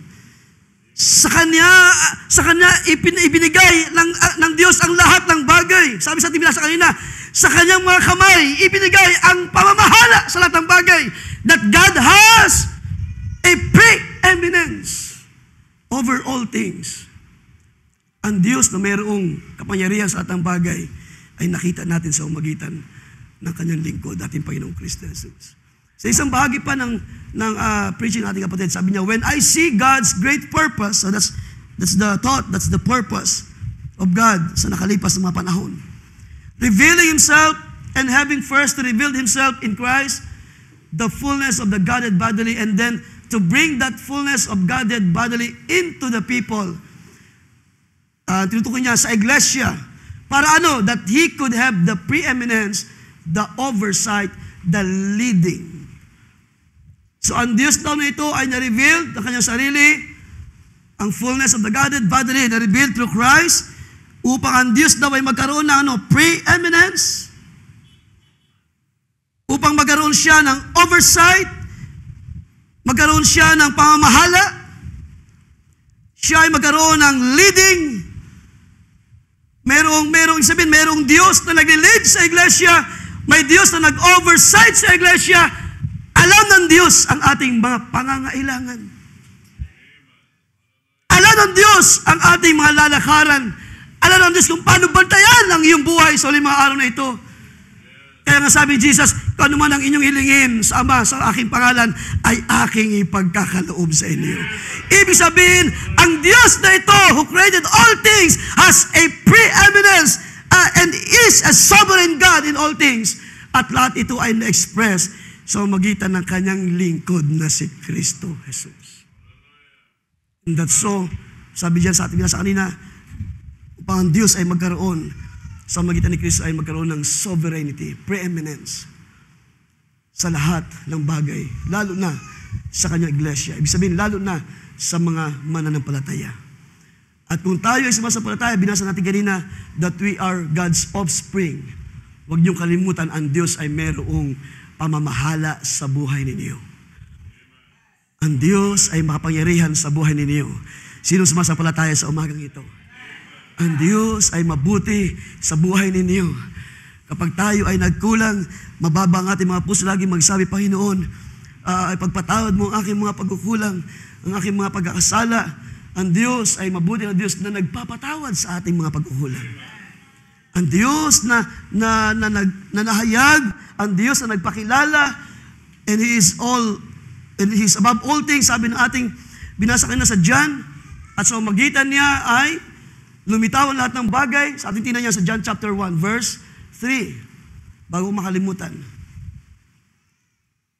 All things came into being through Him, and apart from Him, not even one thing came into being that has come into being. Ang lahat ng bagay ay ginawa sa magitan niya, at alinman sa lahat ng ginawa ay hindi ginawa kung wala siya. Sino yun? Ang Diyos. That is verse 14, and the Word became flesh. John chapter 1, verse 14. And dwelt among us, and we saw His glory, glory as of the Father, glory as of the only Son from the Father, full of grace and truth. Full of grace and full of truth. So there's only one true God, mga kapatid, who is full of grace and truth. At lahat ito ay ipinahayag niya sa magitan ni Kristo. And that's what pinapakita ni John sa chapter 1, verse 14. Nakita ni John ang kaluwalhatian ng Diyos sa magitan ng Panginoong Kristo Jesus. 1 Corinthians chapter 8, verse 6. So ating na lamang laktuan ng mga bagay dahil ang oras ay hindi naman kapaintulot. As I said kanina, it was being revealed sa pamagitan ni Apostle Paul na ito rin ang kanyang i-deliver sa ating panahon.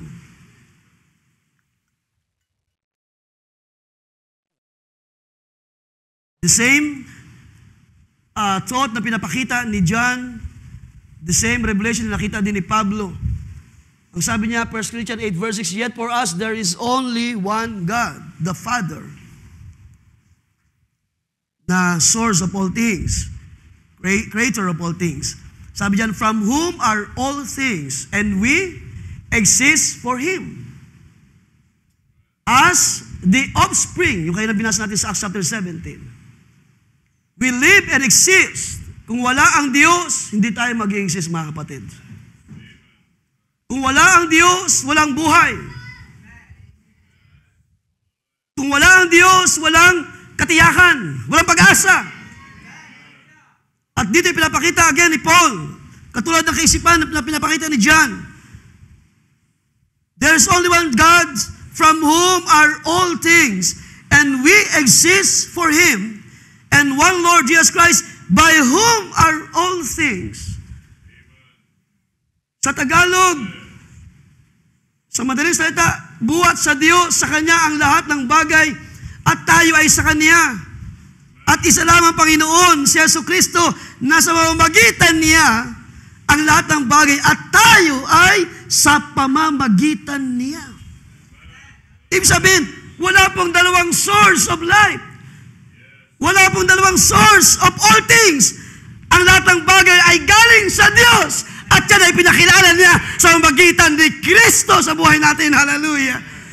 Na tayo ay nag-exist mula sa Diyos sa pamamagitan ni Kristo. Sa paano paraan? By the words. In the beginning was the Word, and the Word was with God, and the Word was God.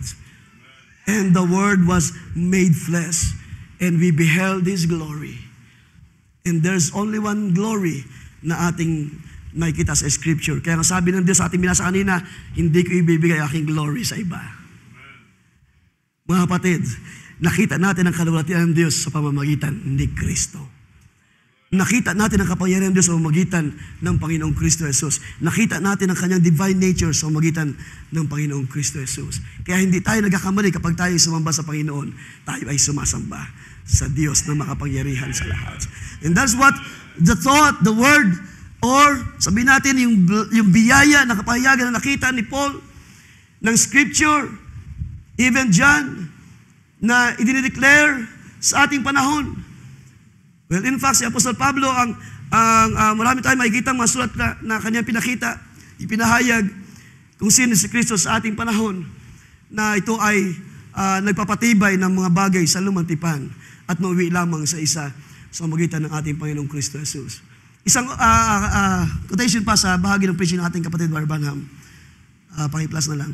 Tayo siguro, sa part na tayo magtatapos para bigyan tayo ng preparation sa ating meeting.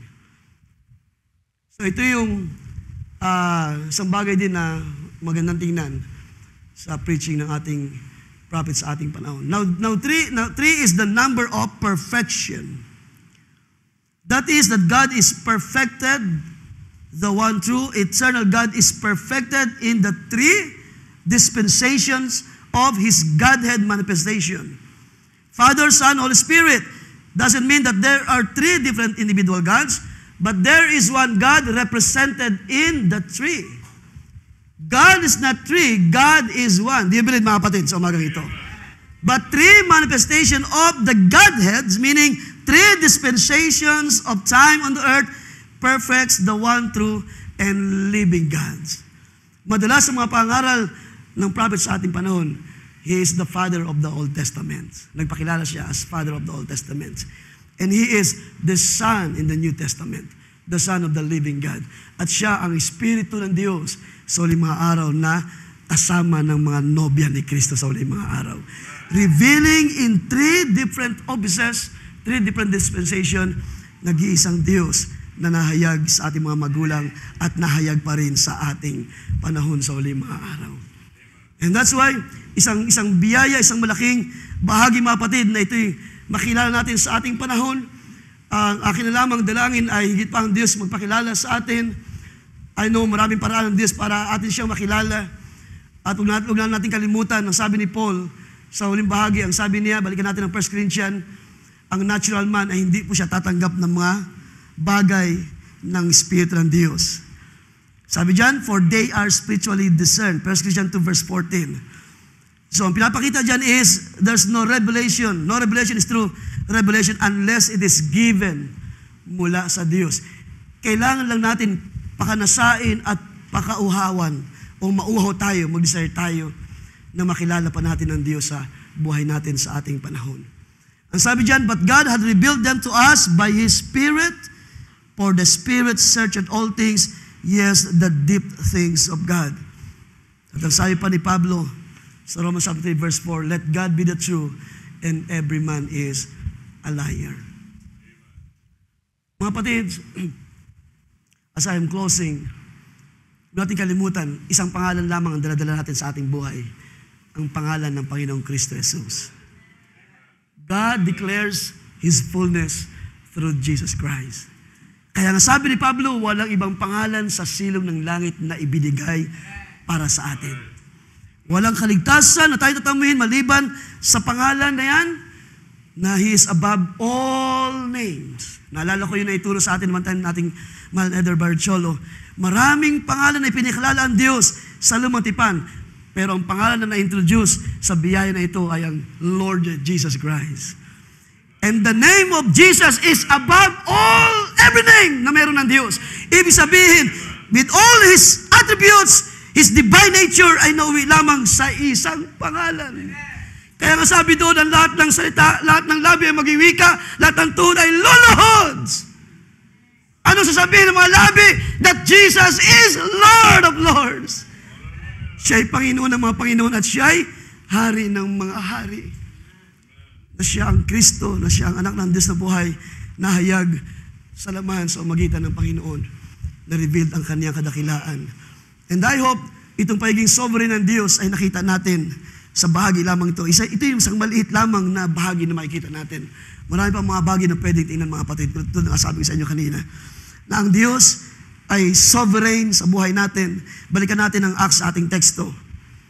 Again, sa Isaiah 42 verse 5, sabi dyan, He that created the heavens and stretched them out, He that spread forth the earth, siya nang naglatag ng lahat ng bagay, that which cometh out of it, ay siya rin ang sabi dyan, that giveth breath unto the people unto it, and spirit to them that walk in it. So lahat ng creation ng Diyos, kasama na yung mga hirang ng Diyos. Pero ang nakita ni Pablo, itong mga tao na ito na pinili ng Diyos na kanyang pagpapalain ng buhay, ng kalakasan, ng kaligtasan, ay nakita niya sa verse 20 na binasa natin, Acts chapter 17, ang nakita ni Pablo, we are the offspring of God. We are the offspring of God. Tayo ay sa Diyos. Sino sumasampalataya sa umagang ito? Tayo pala ay bahagi sa plano ng Diyos. That is the thought na gusto ipakilala ni Pablo. Tayo ay bahagi sa great plan of salvation ng Diyos. Para ma-reveal ang Diyos as a Redeemer, kailangan niya ipahintulot ang mga bagay na nangyari sa nakalipas. Ang pagkahulog sa kasalanan ng ating mga magulang, ang kamatayan ay pumasok, ang kahinaan, ang karamdaman at maraming mga bagay para ma-express ang Redeemer. Para ang Diyos na manunubos ay ma-express sa buhay natin. And because we are the offspring, ano sabi ni Pablo? We are the offspring of God. Huwag natin isipin na ang pagka-Diyos ay katulad ng gawa ng tao. Gold, silver, stone, or any graven images of man's devices. One time sabi ni Isaiah, ang kanilang Diyos ay Diyos na mayroong mata na hindi nakakita. Ang Diyos ng mga bansa ay Diyos na may kamay, hindi nakakahawak. Diyos na may paa, hindi lumalakad. Pero ang ating Diyos, there's only one God in heaven na nakakita ng ating buhay. Sino sumasampalataya sa umagang ito? Nakakita ng iyong pangailangan. Hallelujah! Nakakita ng iyong future. Kaya niyang ipahayag from beginning unto the end. Hallelujah! Kaya niyang, sabi pa ni Pablo, gaano mang karami ang tawagin ng Diyos. Sa uling mga araw na ito, ang Diyos ay mayroong magagawa para sa iyo. Gaano man karami ang sumampalataya, hindi ang Diyos magkukulang ng kapangyarihan to save His people. Hallelujah! Kaya nga sabi ni Pablo, in Christ we are complete. Hallelujah! ay kinumpla na tayo, pinasakdal tayo sa lahat ng bagay. Kaya nga tayo ay nagagalak sa umaga. Ito sino nagagalak sa umaga ito mga kapatid? Ang ating pagsamba ay ating binibigay sa ating Panginoong Kristo Jesus, ang Diyos na nahayag sa laman, ang Diyos na nagbigay buhay sa laman na ito, ang Diyos na umakay sa atin, ang Diyos na naawa sa atin, nahabag sa atin, ang Diyos na nagpakilala sa atin sa huling mga araw na ito. The same God who is the preeminence over this church. At huwag natin kalimutan, walang tao mga kapatid na mayroong kapangyarihan sa iglesia ng Panginoon. Not me, not the elders, not the deacons, kundi there's only one true God in Christ na mayroong preeminence sa buhay natin. And let God arise, sabi ng ating inawit kanina, ang Diyos ay dahil ko na bumangon sa inyo. Ibig sabihin, ang kapangyarihan na ito ng Diyos ay bumangon sa inyo. Sino mayroong pananampalataya? At nagnanasa, ang kadakilaan ng Diyos ay bumangon sa inyo. Gusto ko lang balikan yung kinot natin kanina na ang Diyos in His fullness ay kumikilos. No, yun ang pinapakita ni Barban, ang kumikilos sa iglesia. And so that meron siya ay magiging overseer. So meron siyang oversight sa church, meron siyang preeminence, meron siyang kapangyarihan, at meron siyang kadakilaan. Kaya nga, ang ating mga buhay ay ating may pagkakatiwala sa Panginoon. Sino sa inyo ang ipinagkatiwala ang kanyang buhay sa magitan ng ating Panginoong Kristo Jesus? Ipinagkatiwala natin ang ating mga lakad, ang ating mga desire, ang ating mga puso sa Panginoon, ang ating mga personal desire kasama ng mga bagay na ating mga laman ng ating mga puso sa buhay na ito, mga pangangailangan, mga kaisipan ng ating mga damdamin, kung paano natin ipinapahayag sa Diyos ang lahat ng bagay. Merong isang na nakaramay o dumamay sa atin, which is the Lord Jesus Christ. Naramdaman niya ang ating mga pangailangan. And that's why hindi nawala ng saysay ang krus sa buhay natin, mga kapatid. Kung walang pagkapako sa krus, sabi ni Paul, without shedding the blood, there is no remission of sins. Kailangan magkaroon ng dugo o mayroong dugo na tumagas sa ikapagpapatawad ng ating mga kasalanan. Ating palapakan ng Panginoon, mga kapatid, at siyang bigyan ng kapurihan. At nawa ang maliit na bahagi na ito ay magdagdag sa atin, sa ating panampalataya.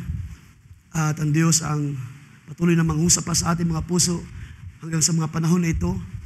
At tulad ng ating inawit one time na I want to more of you, Lord Jesus. Nais kong makilala ka pa sa buhay ko, Panginoong Jesus, na siyang nagmamayari ng ating mga buhay. Kaya sa Diyos mo, lahat ng kapurihan, kadakilaan ay sa Kanya lamang may balik sa umagang ito sa magitan ng ating Panginoong Kristo Jesus. Let's bow our head for a moment and let's pray. Dakilang Diyos, na Ama ng lahat ng mga bagay, we give all the praise to you, O God. We give all the honor to you. Ibinibigay namin, ibinabalik namin sa iyo ang kaluwalhatian ng kapurihan. Panginoon, sa isang maliit na bahagi na aming nakikita, O Diyos, isang bahagi lamang ito, Panginoon, na aming nasisilip o nakikita sa iyong being a sovereign God sa buhay ng bawat isa, O Diyos. Salamat, Panginoon, dahil meron kang paraan para ikaw ay aming makilala upang aming maunawaan ang iyong plano, O Diyos, hindi lamang sa aming mga magulang, hindi lamang sa mga panahon na nakalipas, O Diyos, kundi maging sa huling mga araw na ito. Hallelujah. Ikaw ang nagsabi, O Diyos, there's no other God beside me. O walang ibang Diyos na lilitaw, hallelujah, mula sa mga panahon na ito. Walang ibang Diyos na source of all things. Walang ibang Diyos na makapangyarihan sa lahat. At lahat ito ay iyong ipinakilala sa amin, hallelujah, sa magitan ng aming Panginoong Kristo Jesus.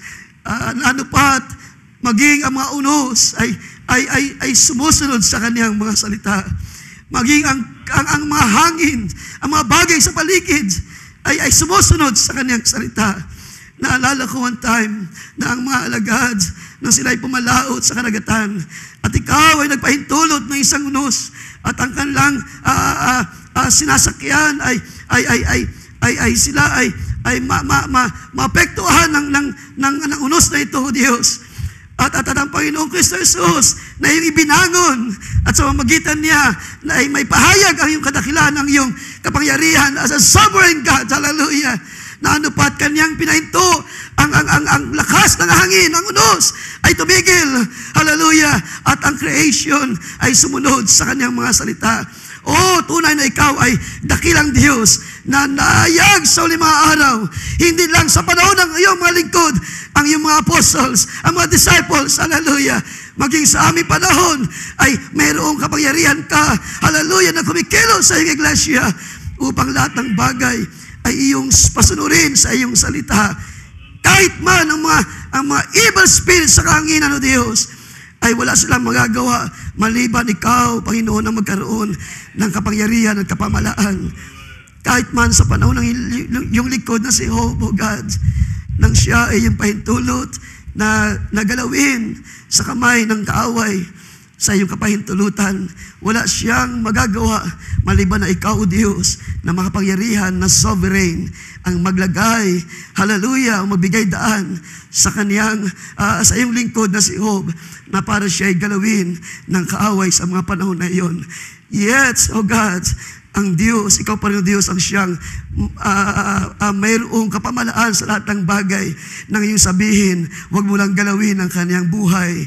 Ibig sabihin, ikaw pa rin ang Diyos na may-ari ng aming mga buhay, O Diyos, ay mayroong kapamalaan sa lahat ng bagay. Limitado lamang ang kayang gawin ng dyablo. Limitado ang kanyang kapangyarihan. Limitado ang kanyang kalakasan.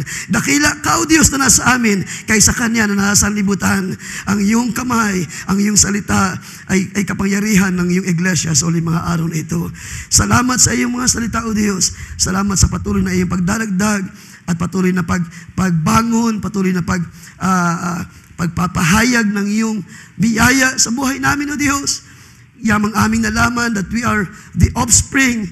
Bahagi kami mula sa iyo, O Diyos. Yan ang dahilan, Panginoon, na iyong kayang i-provide ang aming mga pangangailangan. Nalalaman mo kung paano i-sustain ang buhay na ito, O Diyos. Alam mo kung paano kami ingatan sa lahat ng gawa ng kaaway. Alam mo kung paano i-preserve yung buhay na ito, O Diyos, hanggang sa araw, Panginoon, ng katubusan na iyong pinangako sa iyong iglesia. Salamat sa pahid, salamat sa patuloy na iyong pag-akay, salamat sa iyong patuloy na pagkilos sa iyong mga banal, salamat sa iyong salita na patuloy na nagpapahayag sa buhay ng mga banal sa uling mga araw na ito. Sa iyo lamang mabalikan lahat ng kalwaltian, kapurihan. Sa iyo lamang maisauli ang lahat ng pasalamat, ang pagdakila sa magitan lamang ng aming Panginoong Kristo Jesus, ang anak ng Diyos ng buhay, ang kanyang lingkod. Hallelujah. Amen and amen and amen. Ating purihin, ating palapahan siya.